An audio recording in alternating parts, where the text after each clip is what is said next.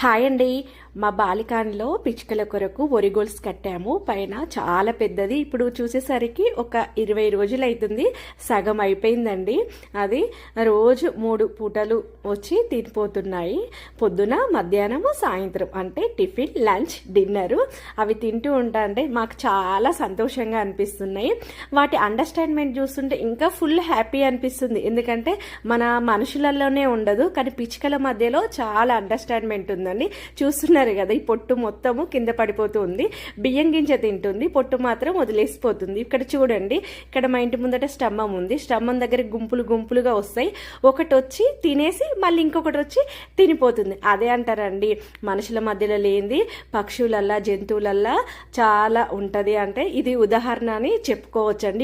ఇప్పుడు వెళ్ళిపోతుంది, మళ్ళీ ఇంకొకటి వచ్చింది. మీ ఇంటి ముందట కూడా ఈ విధంగా ఒరిగోల్స్ కట్టండి, లేకపోతే బియ్యం గింజలన్నీ వేయనండి.